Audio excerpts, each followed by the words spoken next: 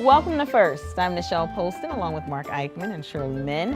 Having a criminal record has always meant you lose your right to vote. As society changes its thoughts on that, Delaware is leading the way with some changes of its own. There are some changes coming in the way a new treatment for hepatitis C is given out to those infected with the disease. It's a change that might lead to new thinking on how sick a patient would have to be to get expensive treatments. Remember when you went to the movies to escape the everyday world around us? Come along once again as Patrick Stoner presents some of the greatest political movies of all time. First, your public media news magazine starts now.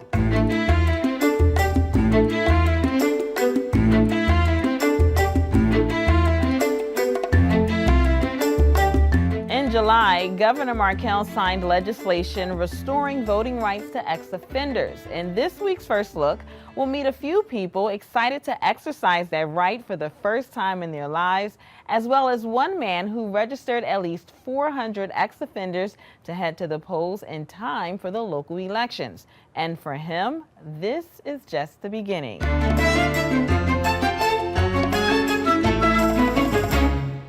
Hey man, how you doing? All right, man. All right, you ready to register to vote? Vash Turner is on a mission to register as many men and women to exercise their right to vote. His focus, ex-offenders. Sometimes they get out, they lose fight because they feel as though they're not a part of society anymore. Throughout the years, state leaders have taken several steps to help ex-offenders feel like they are a part of society. Now Delaware is the 40th state to sign legislation restoring voting rights to ex-offenders. People have a civic responsibility to be involved in the politics of their own neighborhood.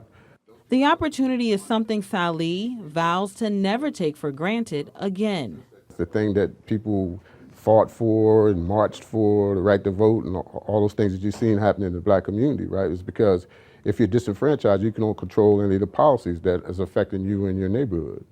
So it's a good thing that you have the opportunity to vote and to influence who's going to be in office and what policies that they're going to adopt. The new law means a lot to Richard Frink, who takes us back to the day he lost his voting rights. I caught my felony when I was a juvenile, so they made sure that I knew you're not going to be allowed to vote. And that's the first thing that echoed. What you mean I ain't old enough to vote? Why I can't vote? The message didn't hit close to home to Frink until he tried to get his life back on track. Even though I was released, it's still like I had the little stripes and all that on me. So, the voting thing was very serious.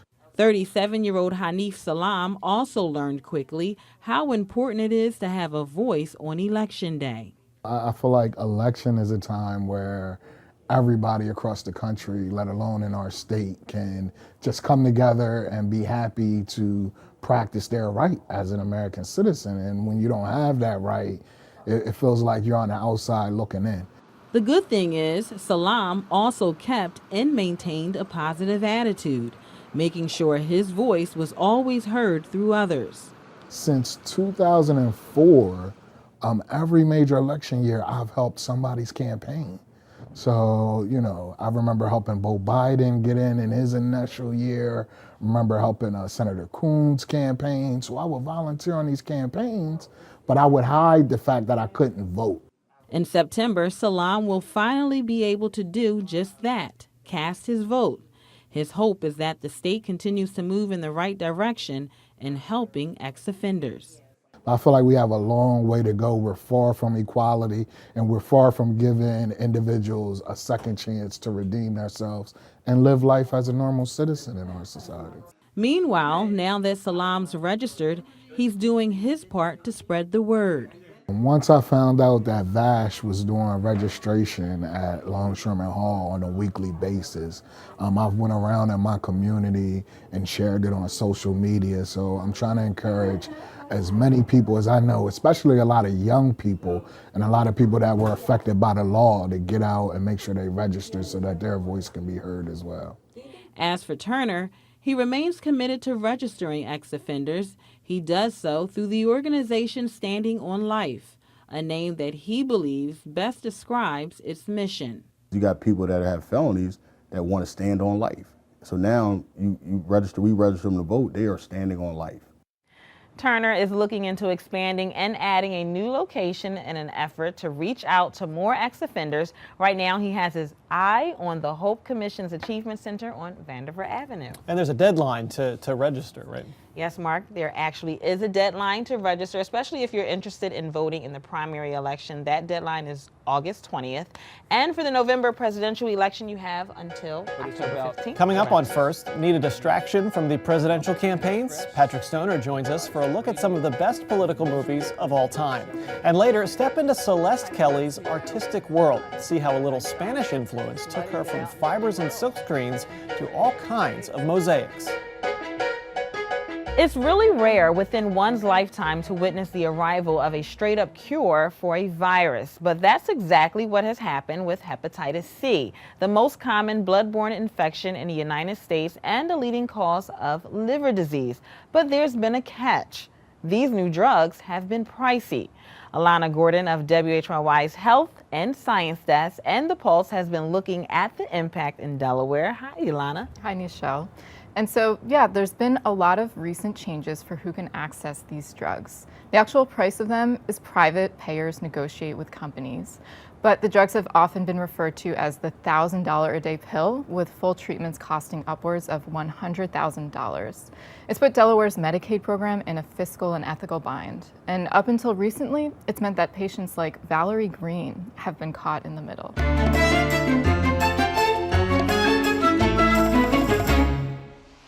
Green lives in Millville, Delaware, and for a long time, she just wasn't feeling right. She had intense fatigue, nausea. No one could figure out what was wrong. Then a specialist ran a bunch of blood tests last year. Green came back positive for hepatitis C. I was fairly shocked because I wasn't that knowledgeable about the disease. I mean, everybody knows, hepatitis is not a good thing. It affects your liver. So, I went home and did some reading about it, and it was pretty scary. Hepatitis C is transmitted through blood-to-blood contact.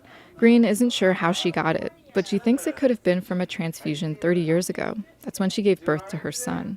And it was before the blood supply was screened. In general, injection drug use is also a big risk. After getting over that initial shock of the diagnosis and the stigma often associated with the disease, Green was relieved. So I was happy to know that, okay, this is what's wrong with me now. Next step, let's get it fixed. She has Medicaid. She and her doctor submitted the paperwork for the new drugs. She learned they could rid her of the virus in just a few months. But the excitement only lasted 2 weeks. That's when my first denial came back. Green was basically told she wasn't sick enough. She had these other symptoms, but her liver, the primary organ that hepatitis C attacks, was healthy. Green appealed. She was denied again. She connected with lawyers. Why would you make me wait? Especially, it's rationing. I mean, it's pure and simple in my mind. When these new drugs came out, Delaware, like many states, created restrictions on who could access them. They prioritized those with the most severe liver damage. The conversations with patients sometimes were a little bit uncomfortable because I couldn't inform them how long their wait would be. Dr. Bill Mazur has had a lot of talks with patients in this situation. He explains how hepatitis C works. A person can have it for decades without symptoms. This is normal, healthy liver tissue, uniform in color, uniform in texture. After, on average, approximately 5 years, a person's liver will show scar tissue. This is, again, meant to show sort of the entire liver, but the scar tissue is throughout the liver tissue. And then in more advanced stages, we see more and more scar tissue, and at some point in time, we begin to see nodules forming. And so as you can imagine, as compared with the healthy part of the liver, there's less and less healthy liver tissue remaining to conduct the necessary functions of the liver. Functions like filtering out toxins. Stephen Groff, Delaware's Medicaid director, says, sure, it's ideal to treat everyone before their livers get to that state, but that's a lot of people. Here we have this cure, but the cost is about $100,000 for a treatment episode of about 12 weeks. So how do we begin to address what that's going to do to our budgets? Graf says some cancer drugs might cost more than these new hepatitis C drugs, but far fewer patients need them. Last year, the state spent more than $13 million to treat just 150 or so Medicaid patients with hepatitis C. He estimates there are about 2,000 more on the Medicaid rolls. This was a situation where we had high cost, high volume, just not a good combination. He says there were just too many unknowns initially. But this is where things get interesting. Graf says as more drugs have entered the market, that means more competition. The mitigating factors helpful to us are the fact that the cost of the drugs have come down. Now that there are competitors out there, I believe we have 5 products now available to the public. The manufacturers are now offering supplemental rebates to states, which they didn't do originally. Delaware and other states are also facing new pressures to ease their restrictions. Now that the drugs have been out for a while, new medical guidelines have affirmed their effectiveness and recommend early treatment. The federal government has also reminded Medicaid programs that they're obligated to cover any medically necessary treatment. This is our new policy, and it explains how we're going to phase in over the period of the next 18 months. Earlier this year, Delaware began to ease its rules on who could access the drugs. And more recently, the state rolled out a plan to further lift those restrictions so that people with less or even no liver damage will qualify for treatment in the coming months and year. This is where we always wanted to go and where we knew we were going. We're just happy that we're getting there a little faster. Graf thinks the budget impact will actually be manageable, so long as everyone doesn't rush in all at once to get treated. Oh, I think it's fabulous. I think it's wonderful. For Valerie Green, who was diagnosed with hepatitis C last year and denied treatment, she's hopeful she'll be eligible this time. She recently reapplied and is looking forward to getting back to living a productive life. I think I can actually get back to work again and have the full-time position again and be able to actually go out with my friends and be able to, just have a normal life. For her, that also includes raising awareness about the disease and the resources that are available for getting tested and treated. And for doctors like Bill Mazur, that means when he applies through the state for these treatments, his requests won't be denied as often. And just to clarify, Dr. Mazur was speaking to us as an expert on hepatitis C treatment and not as Valerie Green's physician. So how does this compare to other states, Alana? Well, other states are also grappling with this issue. I talked to one expert that said about a dozen states in the last year have actually changed their policies, eased their restrictions. Pennsylvania has loosened its criteria and it's debating whether to do so even more. And then you have programs like the VA, which earlier this year said it would treat all veterans with hepatitis C, and that followed additional congressional funding. It seems like a lot of this has to do with price. What is the justification for high costs? So the drug manufacturers, which set these prices, argue that it does cost money to develop and bring these drugs to market. Also, when you compare something like hepatitis C to HIV, HIV somebody lives with for a lifetime, and it can cost something like $30,000 a year to manage that disease. Hepatitis C, now you have a one-time treatment that rids a person of the virus, and so you're talking about not infecting other people down the road, and also not necessarily needing other costly treatments to manage the complications. Okay, well, and some of this conversation is a part of the national political conversation as well. Thanks, Alana. You can watch Ilana's work on The Pulse, listen to it Fridays at 9 a.m. and Sundays at noon on WHYY FM 90.9.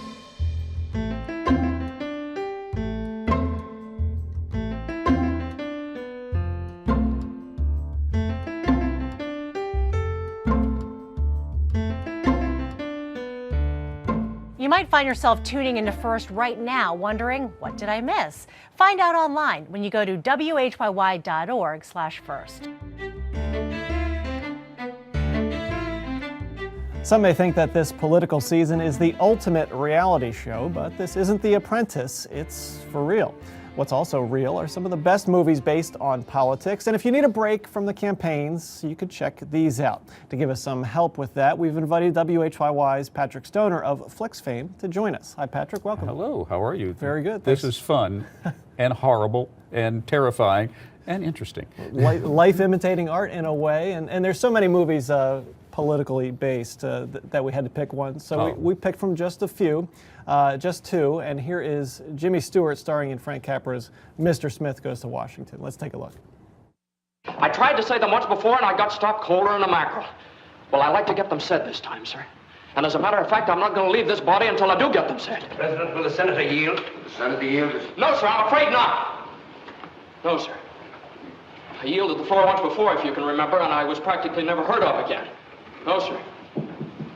And we might as well all get together on this yielding business right off the bat now. Now, I had some pretty good coaching last night, and I find that if I yield only for a question or a point of order or a personal privilege, that I can hold this floor almost until doomsday.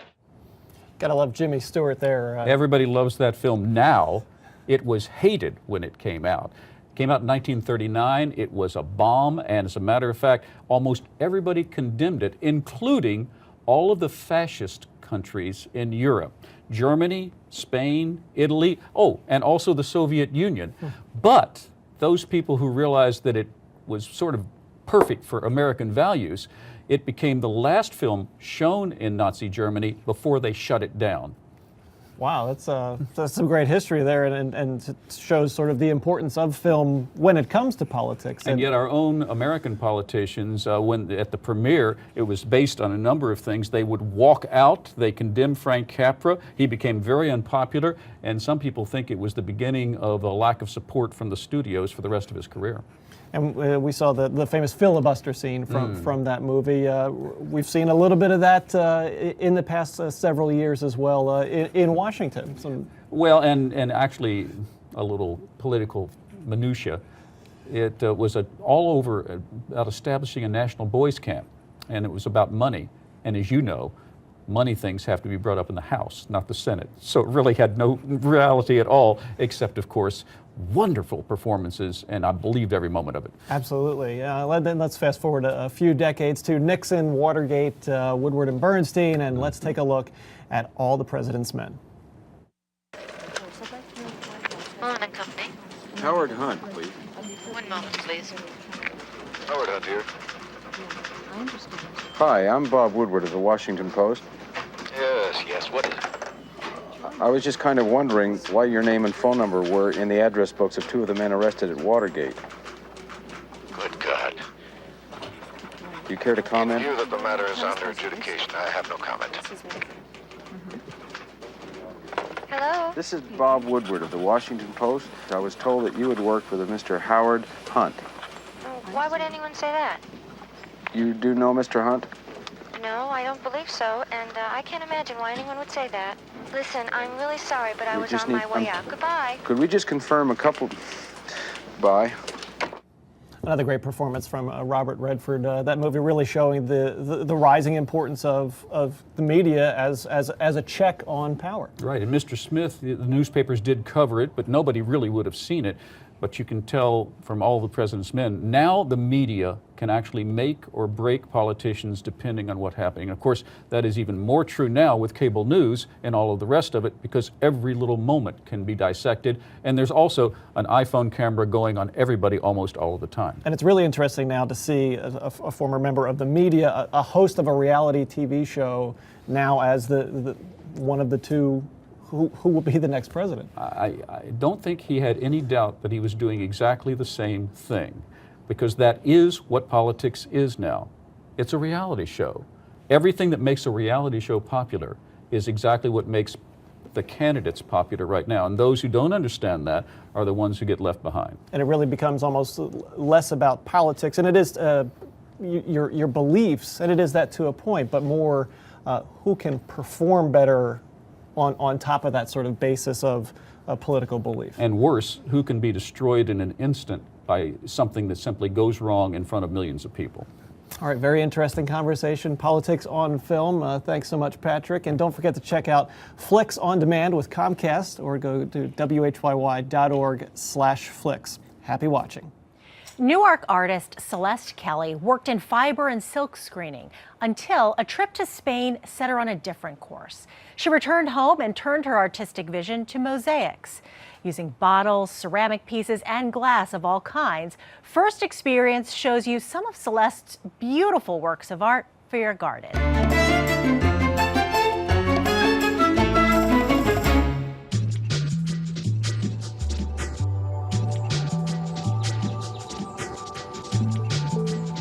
I was doing fabric and silk screening and all of that. And then I went to visit a friend in Barcelona and saw Gaudi's work.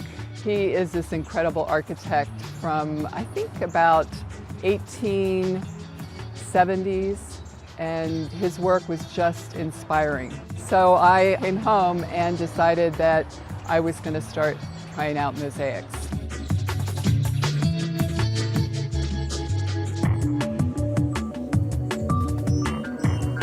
First, I was copying other people and then getting my own voice. Some people do a lot of flat, everything's the same height. And I like to add tile and bottles and different things like that.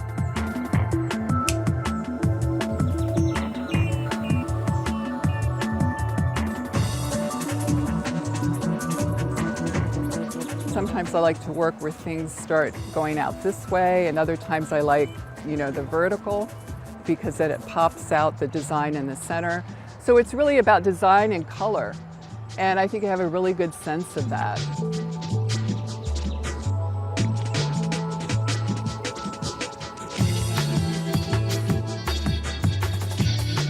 I like to put different colors together. So there might be some navy, there might be cobalt, there might be some tile that has different colors in it, so that there's just more texture and more depth.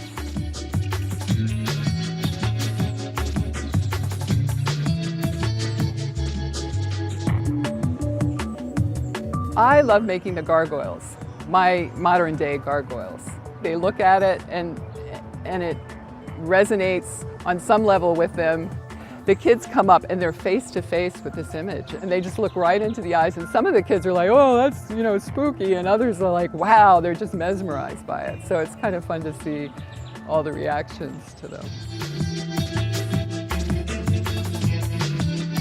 I want them to name them, and so I'll even say, I'm not going to say whether it's male or female or whatever. You decide and you name them. And people do. If I talk to them later, if I see them at another show, they'll tell me what they named the piece. It's fun.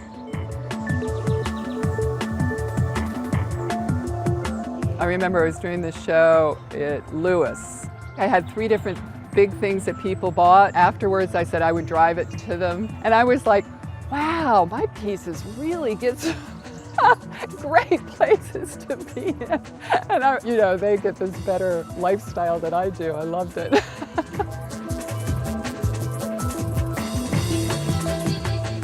Doing artwork, it's a delight, it's joy. And I think that's why people love to view art, because it brings out kind of the joy of being human. I'm creating for the sake of creation. It kind of lets me know when it's done, and then I'm done.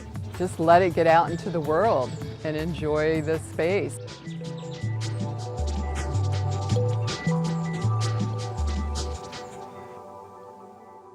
It can take Celeste several weeks to complete one of her creations. You can get more information when you visit her on the web at celestekelly.com.